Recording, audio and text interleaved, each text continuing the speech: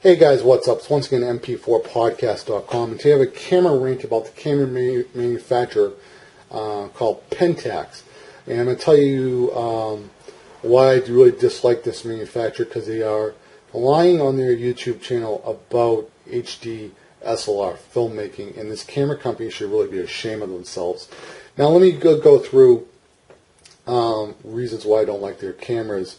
And it's not because I just don't like their cameras, because, I don't like the way they feel or anything like that. I'm talking about really lying to the consumer about what filmmakers need. And those are the things they don't tell you. Now, the cameras from last gen with the K7, it was 1536 by 1024 at 30 frames per second. It also did 720p at 30 frames per second. The KX was 720p at 24 frames per second. Just to let you know, this is really a Minolta. I just put a Pentax name. I don't want to get flagged or from Pentax or have the video taken down.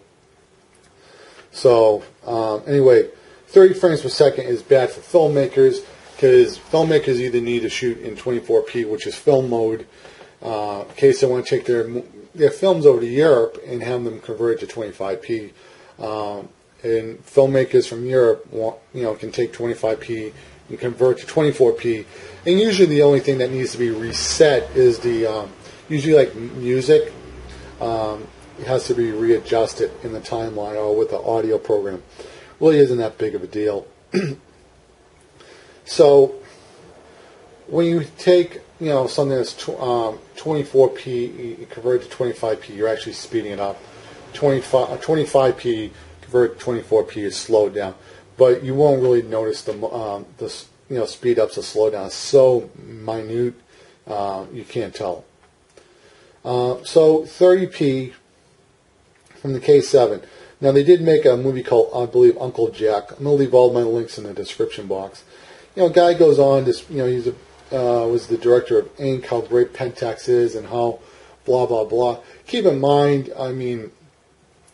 they probably, had to take a lot of time. They didn't tell you about using the aperture exposure lock and dealing with that stupid thing. And let me just tell you, whatever your frame rate is, you double that on your shutter. And they don't give you shutter priority in video mode from Pentax.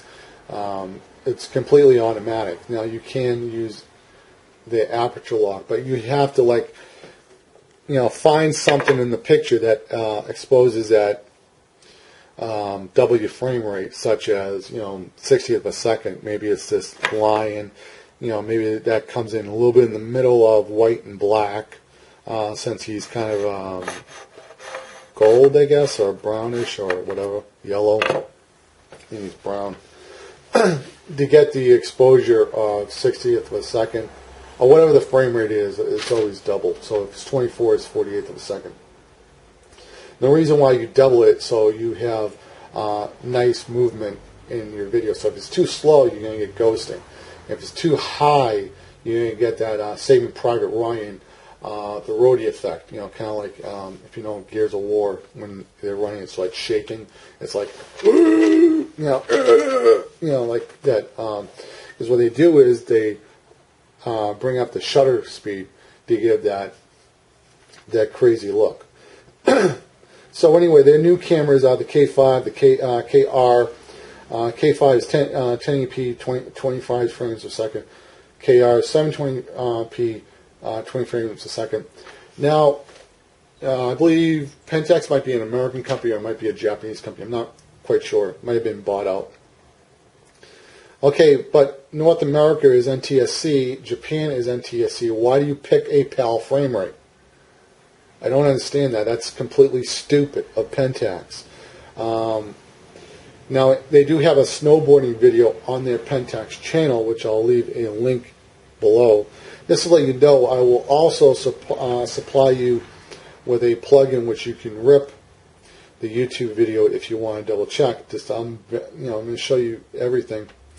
That what they did was they took the 25 frames per second and they re-encoded it to 23.98, which is NTSC, basically 24 frames per second, and you can see the NBC logo. So they were sponsoring a snowboarding competition, and they were probably one of the advertisers for NBC. So you're actually watching the video a little slower. Not really a big deal. The watch is slower, but however, it is a pain in the ass to re-encode that crap. Why can't you just give somebody the natural frame rate for whatever market they're in? If they're in North America, let me shoot 24p. If I'm in Europe, give me 25p. Okay, give me 30p. Maybe I want 30p. Give me 50p. Maybe I'm in Europe, I want to do slow motions and stuff like that, and maybe I want to convert it back to 25p. Give me 50p. Give me 60p. Maybe I'm in North America and I want to convert it to 30p, or maybe I want to do slow motion speed ups and I can convert that to 24p or whatever. Why can't I have all the frame rates? Why can't you give your camera manufacturers, your cameras, full manual control in video mode? So they also have a skateboarding video with a guy doing a video, talking about HDLSR filmmaking, how great their lenses are, what lenses you want. Nobody's going to use Pentax. The only time you see people using Pentax are videos that are produced by Pentax, and then when Pentax goes out and talks to people. You don't see anybody on Vimeo. Now, don't get me wrong. There's a couple of videos with any camera on Vimeo. But they're not professional, okay? They're usually somebody who bought something because it was cheap. And the problem I hate about Pentax is, there's people who want to get into filmmaking. And, money is an issue for a lot of people. The cameras are expensive, lenses are expensive. Buying extra gear is expensive. And some people don't know, a lot of people don't know these things when they first start out because it is very confusing. Frame rates, all this, exposures. Just to give you, I'm going to throw you a crazy, not a curveball, but kind of a curveball. NTSC TV sets a lot of them don't play native 24p. So when NTSC land, what they do is they put the 24p in a wrapper that's actually a 30p. It's actually 29.7. So it doubles up on a few frames, like the second or third frame is shown twice. So you only see 24 frames per second. But there are like 30 frames in there, but they're just doubled. There's stuff like that, so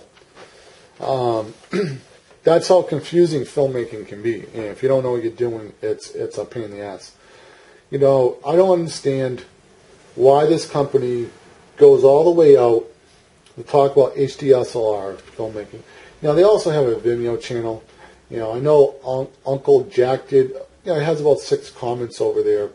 It is a really good film, and, they probably had to really work around those limitations. Now, Canon had the same problems with the 5D Mark II. They put the video mode in there pretty much for news photographers who want to take extra video. Well, the filmmakers started using the 5D Mark II and working around what they would do is put the lens on and wouldn't, lock it inside the mount, so they just pull it as far as where they needed the aperture to be. But you had to hold the lens because if you let go, the lens would fall out. Other guys would use Nikon lenses. They get a Canon to Nikon adapter because the old Nikon lenses, you can actually move the aperture like this and you can lock it. So I don't understand Pentax.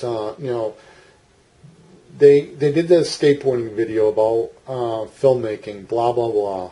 And they talk about the lenses, but they don't talk about frame rates. Okay. They don't talk about the aperture and how all this stuff works. Well, if somebody wants a shallow depth of film and the shutter goes all the way up to 500th of a second,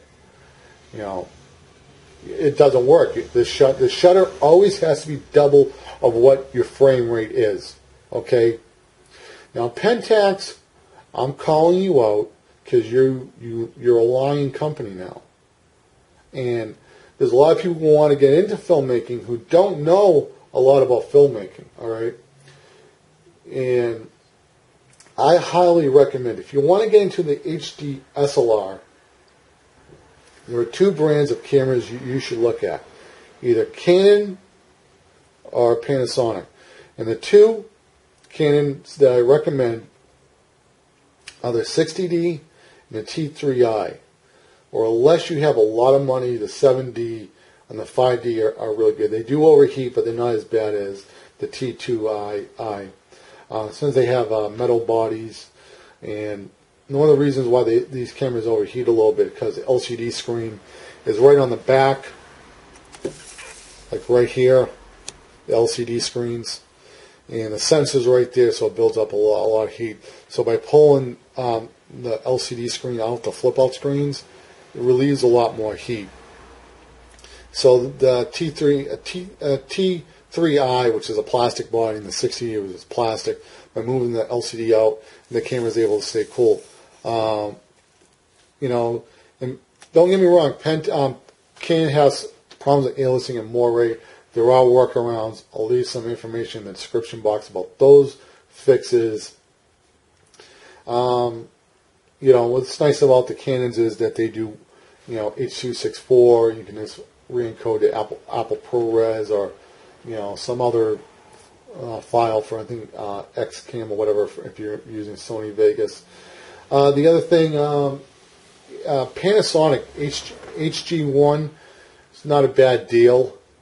If you have a Facebook account, you have to have a Facebook account. What you need to do is go to Facebook, type in the word Panasonic, go to the Panasonic fan page, click on fan deals, and get the GH1 for around $350 with tax. But you have to come from the Facebook link. It's not the best camera in low light, but you know, their 24p is in a wrapper of 60i. So if you're a Mac user, it's probably be a little easier to extract it. Windows, I don't really quite know that there probably is. The GH2 does have native 24p in AVC HD mode. Very sharp image, no aliasing, no moire. Just for the record, Canon has aliasing and moire, and Nikon, Pentax. It's not because of the large sensor, it's because of the bad software that does the downscaling. Because even Canon camcorders have aliasing, and that do have small sensors. Pentax has really, really good software for downscaling.